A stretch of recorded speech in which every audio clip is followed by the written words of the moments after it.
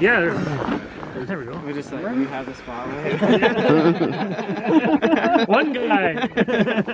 No, this is not fair. All you have to do is turn like this and get everybody. And then, which one are you guys talking? I mean, this is your guys' show. I'm just here. Oh, you're filming this, of course. Yeah. We're like, get everybody, see who's on there. Glad we didn't go in that place with the roof on. Okay, do you guys want to wait around or? No. Nope, okay. Alright, Derek, please tell us all the construction activities that are going on. So all the roads are being done, all the way from the entrance to the reserve, all the way to the end of Kazdan. Prior to doing all the roads, we're putting in a sewer line. It's going to start at the intersection of Kazdan and Landutz, and it's going to go underground and make its way all the way to the gate, going up to the reservoir. And then there'll be a force main that'll go all the way up to the top of the hill near the reservoir, and that'll go in. And then the first house as you drive in, that's where the water main will start. It'll be an 8-inch line that'll then go all the way to the fisheries compound. That'll go underground, under basically the shoulder ditch area on one side. And then there's a brand new fishery compound that's going in, which is going to start construction right away. I think that's everything. Yeah, for the most part. Okay. So for the flow of information, if the community members have questions or concerns, then you tell Adam. Okay. And then Adam will talk to me, and then I will deal with Twin Rivers. And we'll figure it out. So since you're working on the roads, what are your detour plans? Widening the road and keeping single lane alternating while we're working. Okay. And will there be flaggers? Yes. Okay. The only time there may not, we'll be pushing to get double lane overnight. We don't want to run flaggers 24 hours. There may end up at times being a short section that's single lane, but it'll be signed accordingly, similar to a one-lane bridge, if you will. Yield to oncoming for a short section would be the worst that it would be. Okay. Do you have a plan of when you're going to schedule things? For which? For the traffic control? Well, I guess for the road and drainage project, the whole The way it's looking now, it'll be the water line will go in first, then the sewer line, then the road. Okay. So how will the road, or sorry, will the sewer and water lines affect the road? Yes, the sewer will. The water won't. The water will where it crosses. We have one crossing we have to do. The sewer definitely will. It's right down the middle of the road, and that's where our plan is to widen the road. Use a trench box to keep our ditches narrow as possible, and then just keep traffic flowing around us as we work with traffic control. Okay. Any questions? What about timing for this? Is that coming up on your agenda? Well, that's what I was hoping we would discuss. Yeah. Do you have timing or? The water line's going to start right away. We want to get that started maybe even by the end of next week. And then how long will it take? I think that's what Leo was getting after. Yeah, but... 13 days. Really? Water line will be around 3 weeks. Sewer is, I think we're around 5 on the sewer. Yeah. We may get into a point that we can get 2 crews going, work on both of them. That's what we're going to push for once spring break really hits us. But it's a maybe. Okay, so that's just putting the lines in. Yeah, that's just getting the lines in, getting them backfilled. Then from there we got all the road work above. Road work. Will be a couple months. Yeah. Yeah, the end of the contract's July 9th, right?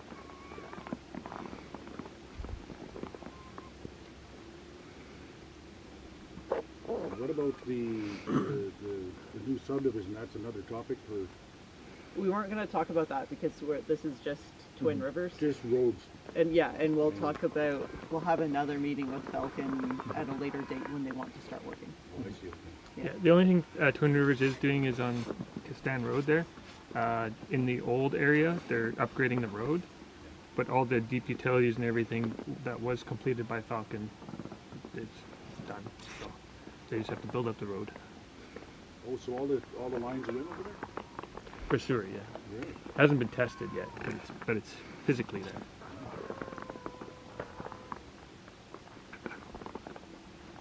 So what are your planned daily work hours? 7 to 5 when we're in full swing. When we first get started here, it'll be 7 to 3. Okay. Just 8 hours to start, and then we're going to ramp up to 10 once we get all our materials and get going. Monday to Friday, we don't plan any weekend work, but weather dependent. If we lose days in the middle of the week, we may want to work that weekend if the weather looks good.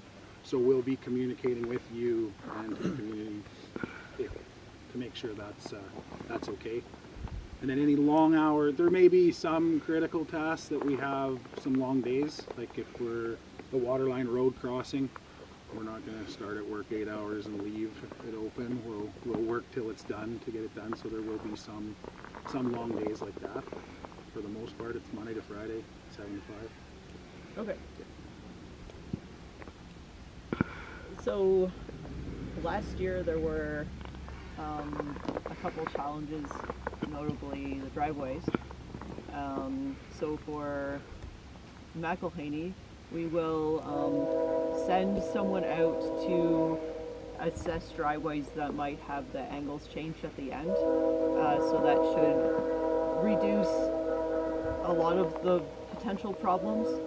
But if there's more problems, like if you see construction problems, if you think there'll be access issues, then let me know, and then we'll deal with them. And then if community members have a problem with your driveways or other issues, then let Adam know, and Adam will talk to me, and we'll figure out a way to deal with it. Okay. I think one thing that was missing from the conversation last year was how long changes in construction take. So last year the driveways were fixed using contemplated change notices, and this is paperwork that takes time. So this year, if there's issues, we will, part of the discussion will be the urgency of the problem, and if someone, say, cannot access their house, or if the problem is urgent, then communicate that to Adam, and then we'll fix the problem right away. Okay.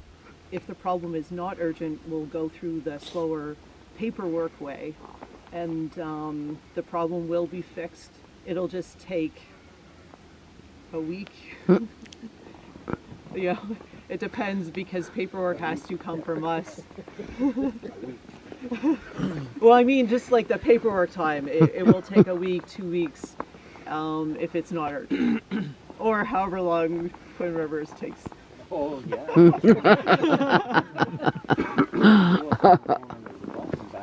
It's okay, Adam will run over you. There's many reasons why things could take longer, and if there's an urgent issue, then we'll fix it on an urgent timescale, and if not urgent, then we will do it on a slower timescale. Okay.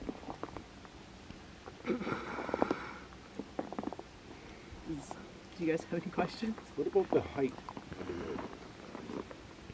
That varies. So when we're sort of before you get to the community on the access road, there's some fills in the neighborhood of 1/2 meter to 1.5 meters, so like that much fill. So that's the road that goes along, so where you got the trees on the side.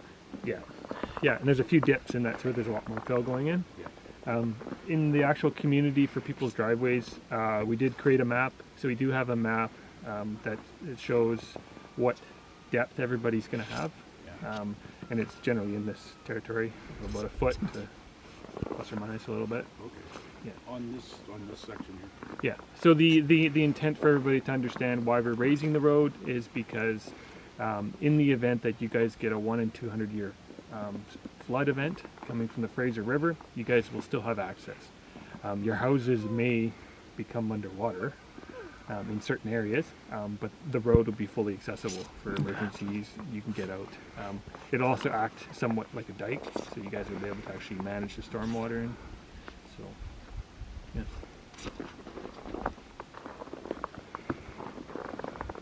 Right. So we're going to be we're planning to build 3 houses on this side. So it's going to be really fun. With all the road work and ditches going on and all kinds of stuff. So that's, we got to try to dance through that. What's the timing? When were you planning on doing that? Well, as soon as the snow melts. July. Yeah. Yeah. Well, actually, by the time all the friggin' paperwork's done, between CMHC, Indian Affairs, so we got to just finalize a few details on the plans, and so yeah, we wanted to get started this spring, so with May. Which parcels are they going on? Well, they're on existing lots. Actually, it's mostly right here, right there, yeah. Okay. Right, that blue house, and then those lots along there. Yeah. A couple going in there. Yeah. And then we got 3 going on the other side, so we don't have to worry about that side, obviously. But we'll be maintaining access the whole time we're working. So, I mean, if there is something when that happens, like if you guys know of anything coming in, like a couple truckloads of materials or something like that, if we can just get a heads up, maybe when that's coming in, and we'll make sure they have good access to get to their sites. yeah, because it'll be the foundations first, obviously. Yeah. They're not big houses, not going to take too long. So, but they'll be here all summer actually. And we will have 2 double wide trailers going in over there, so that's going to be coming up within the next couple weeks here. Can you guys let me know when the trailers are going in and when big equipment like the cement trucks are going in? Yeah. For the house foundations? For the foundations, yeah. Okay, yeah, then I'll let Keith know. Yeah. Okay. And knowing construction, you don't have to say it exactly on this day if they're planning. Well, They no. could say this week, and then firm up the date as you get closer. Right? Yeah.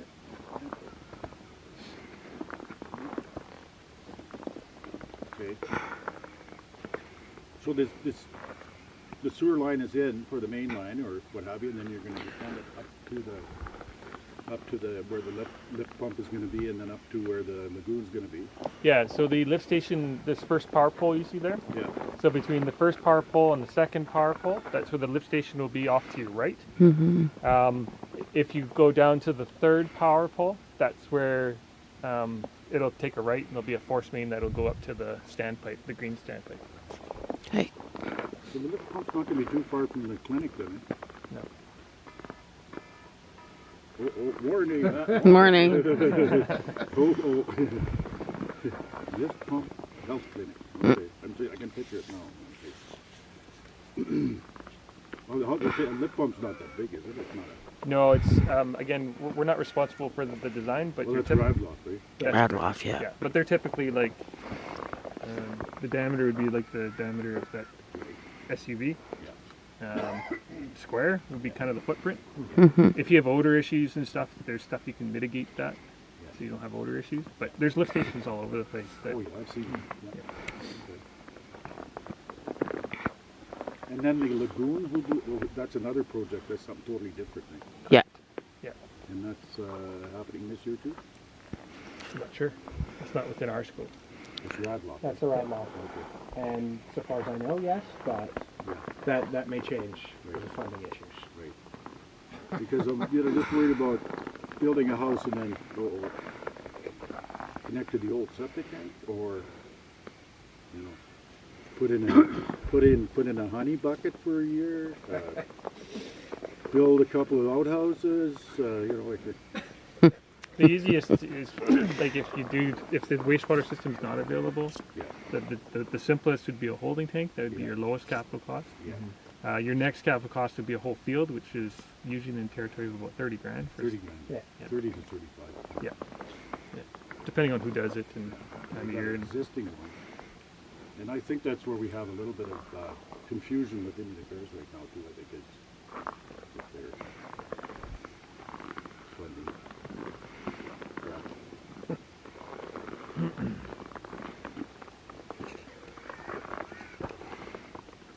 All right, was there anything else?